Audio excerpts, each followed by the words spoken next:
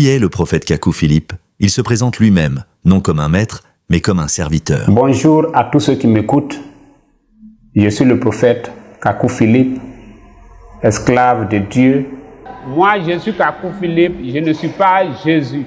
Que Dieu vous bénisse. Sa mission repose sur une loi divine fondamentale, la gratuité totale, selon le commandement de notre Seigneur Jésus-Christ. Retenez que tout le temps que je ferai au Zimbabwe, on ne fait pas d'offrande. L'ange de Dieu m'a dit de ne jamais accepter l'argent de quelqu'un, même un cadeau. Ce que j'ai toujours demandé, c'est l'amour. Ce n'est pas votre argent, mais votre amour, comme moi aussi je vous aime. Comme enseignement, le frère Philippe lance un appel au discernement, car toute guérison ne vient pas forcément de Dieu. Dieu guérit et le diable aussi guérit. Quand Dieu guérit, c'est pour sauver la personne. Donc, on peut être malade parce que c'est Dieu qui a permis pour qu'on vienne à lui. Donc, lorsque tu es guéri, tu dois comprendre que c'est Dieu qui te dit viens. Tu peux avoir une mauvaise vie et puis Dieu va permettre que tu puisses avoir le VIH.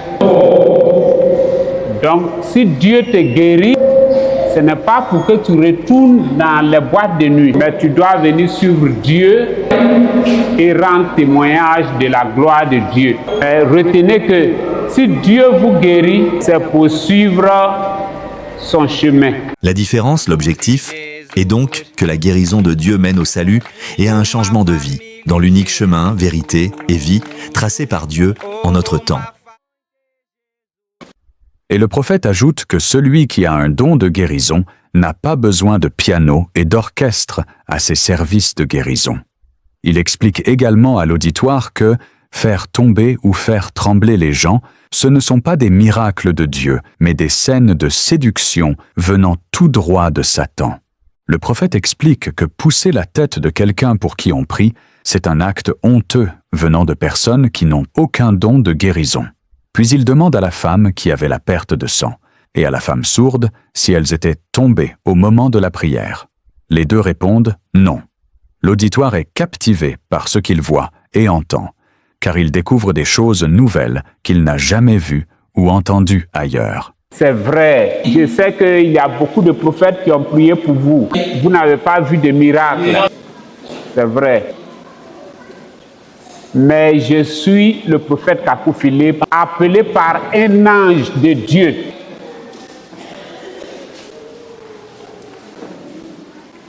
Et sachez que c'est différent. La femme qui avait la perte de sang, qui a été guérie, quand je la touchais, il n'y avait pas de piano qui jouait. Tu peux te tenir debout? Quand je t'ai touché, est-ce que tu es tombé? Non, je ne suis pas tombée. Celle qui a été guérie de l'oreille, elle peut se tenir debout? Quand je t'ai touché, est-ce que tu es tombé? Non, non, prophète, je ne suis pas tombée. Si vous pouvez vous asseoir. Moi, je ne fais pas tomber les gens. Je ne suis pas venu au Zimbabwe pour faire tomber les gens. Si c'était pour vous faire tomber, je n'allais pas venir. Parce que depuis la Côte d'Ivoire, à travers l'Internet, je sais qu'au Zimbabwe, ici, vous avez des gens qui vous font tomber déjà. Donc, vous n'avez pas besoin de quelqu'un qui doit prendre l'avion pour venir vous faire tomber. Je suis venu parce que il y a des personnes qui ont besoin de guérison. Peut-être même que celle qui avait la perte du sang, on lui a déjà imposé les mains et puis elle est tombée. Mais elle n'était pas guérie. Faire tomber les gens, ce n'est pas un miracle de Dieu. Jésus ne faisait pas tomber les gens. La femme qui perdait le sang que Jésus a guéri, elle n'est pas tombée. Amen. Le prophète monte en chair et explique d'abord à l'auditoire qu'en matière de guérison divine, il y a deux facteurs. Il y a, premièrement, le don de guérison de celui qui prie, et il y a, deuxièmement, la foi de celui qui reçoit la prière. Et tous les deux facteurs doivent être présents. C'est la rencontre de ces deux facteurs qui produit la guérison.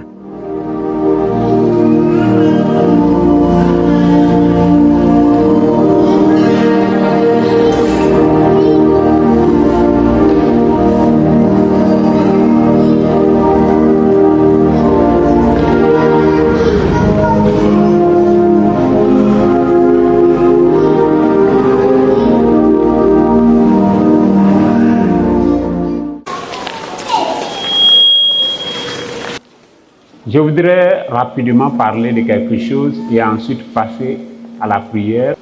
Je vais parler de la persévérance, qui est une vertu de la foi.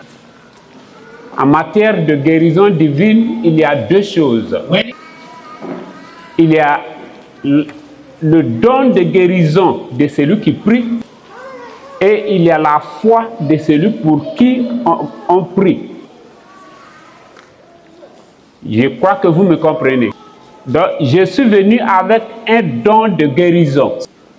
Comme Dieu m'a donné un message, alors Dieu m'a aussi donné un don de guérison afin de confirmer ce message. Le prophète demande si la femme qui avait une perte de sang depuis 12 ans et qui a été guérie à Magamba Hall est présente.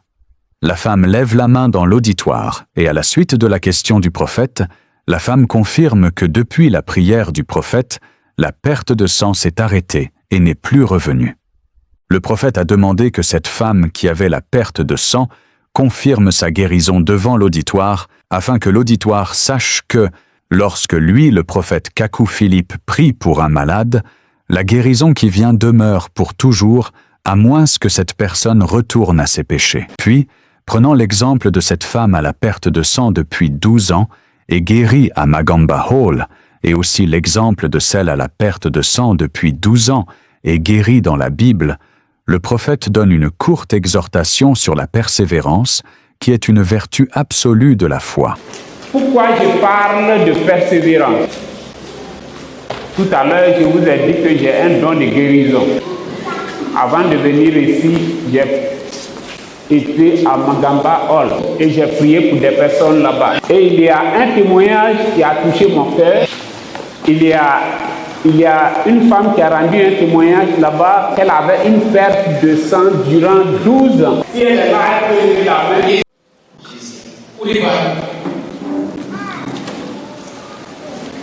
Amen. Amen. Et lorsque j'étais touché, la perte de sang s'est arrêtée. Est-ce que c'est ça? Oui, c'est vrai. Alors, elle avait une perte de sang durant 12 ans. Est-ce que c'est ça? Oui, c'est vrai. Et quand j'étais touché, la perte de sang s'est arrêtée. Ça s'est arrêté. Amen. Et durant les 12 ans, tu as pris beaucoup de médicaments, les gens ont prié pour toi, mais ce n'est pas arrêté. C'est vrai, cela ne s'était pas arrêté. Maintenant, vous allez dire que je n'ai pas un don de guérison ou j'ai un don. Merci, tu peux t'asseoir. Dans la Bible, il y a une femme qui avait une perte de sang durant 12 ans. Mais quand elle est venue au service de guérison, elle ne pouvait pas atteindre Jésus. Les gens la repoussaient. Mais est-ce qu'elle a dit que comme c'est ainsi, je m'en vais à la maison? Peut-être qu'elle a essayé de voir l'apôtre Pierre. L'apôtre Pierre lui a dit non. Personne ne voulait l'aider. Alors elle-même, elle s'est décidée, elle a persévéré. La femme qui a retrouvé l'audition est aussi présente et confirme sa guérison devant l'auditoire. Il y a une femme pour qui j'ai prié et qui n'entendait pas d'une oreille et aussi l'oreille s'est débouchée. Elle est là, elle peut lever la main. Amen. Tu n'entendais pas de l'oreille, ça faisait 2 ans, c'est ça? Ça fait 2 ans. Bien. Maintenant, quand j'ai prié pour toi, tu n'as pas entendu en même temps. Now when I prayed for you, you not start hearing on the spot. No. ce n'est pas en même temps que j'ai commencé à entendre. Quand j'ai prié pour toi, alors tu vérifiais jusqu'à ce que tu arrives à la maison. Oui, je vérifiais à chaque fois.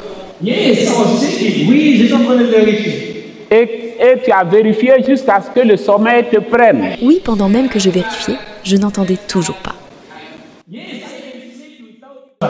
Et c'est à quel moment elle a entendu?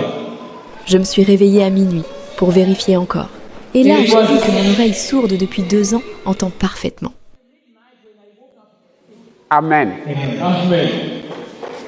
Qu'est-ce que c'est? C'est la persévérance. Nous comprenons donc que cette foi au miracle doit être persévérante, car la guérison n'est pas toujours instantanée.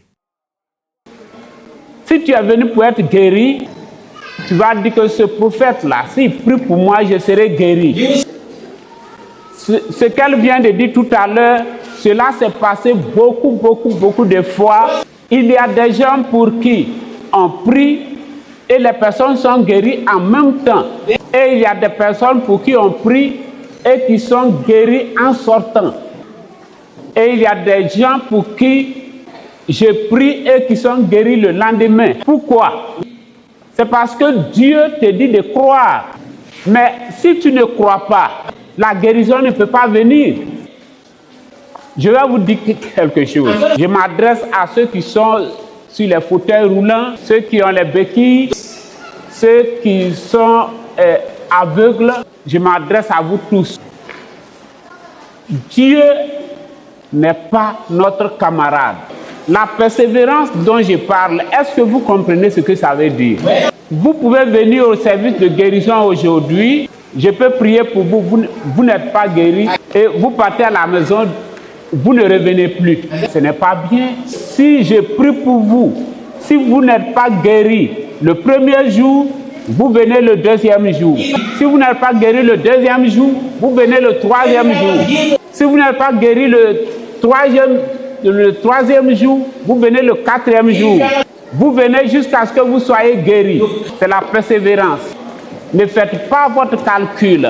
Ce n'est pas à vous de choisir la manière et le jour et comment Dieu doit vous guérir. Amen. Amen. Quand je prie pour les gens, et puis les gens, les aveugles voient, les paralytiques marchent et tout cela, Dieu est tout puissant, mais il est tout puissant dans la sainteté. Je sais que si je vous touche, vous serez guéri. Mais pourquoi je suis en train de parler beaucoup? C'est parce que vous allez dire, le prophète m'a touché, je suis guéri. Mais tu es guéri pourquoi? Il y a certaines personnes même, peut-être même ici, qui ont des photos et des vidéos pornographiques dans leur téléphone. C'est mauvais.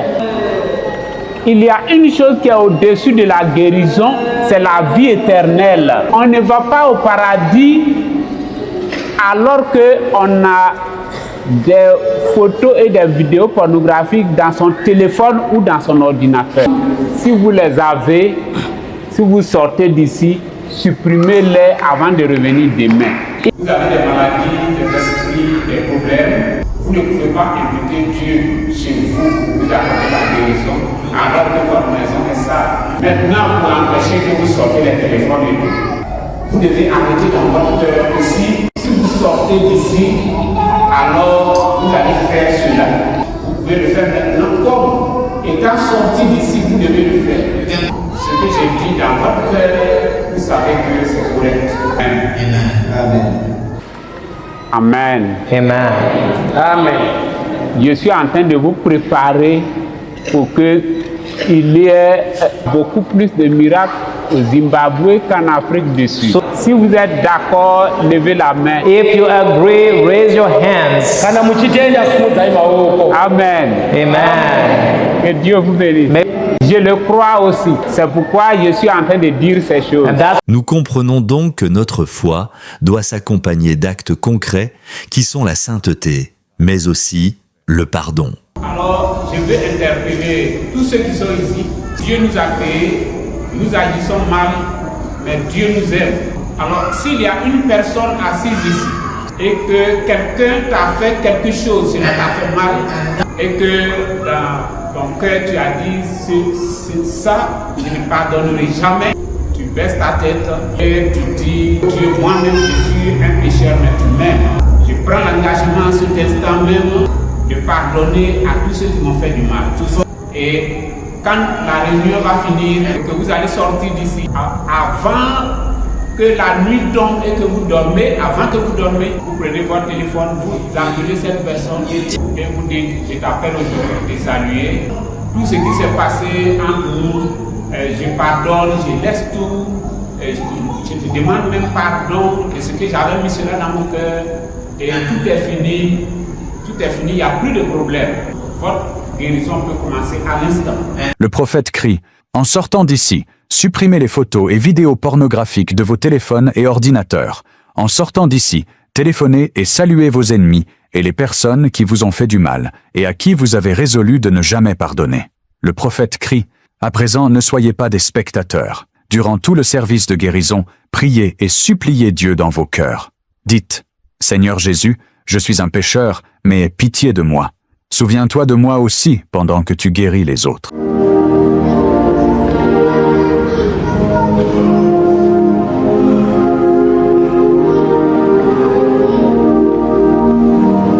Avant toute chose, je vais vous donner une parole, une prophétie importante qui va s'accomplir. En 2002, je n'avais pas un fidèle quand l'ange m'a dit que ton message ira dans le monde entier et les Blancs viendront vers toi. Et avant que je sorte de mon pays, des Blancs sont venus vers moi pour la bénédiction, pour la consécration, pour la prière. Et la prophétie, c'est que, à cause des miracles qui auront lieu par ma prière, vous verrez à la télé, sur Internet et autres, qu'un jour, ce sera dans des grands stades que je vais prier les malades. Vous avez une idée de qui je suis, du prophète Kakou Philippe. Mais cette idée peut être fausse. Alors que je viens vers vous, ne craignez pas, n'ayez pas peur, venez vers moi. C'est dans la paix que je viens vers vous. Et vous aussi, venez, asseyons-nous.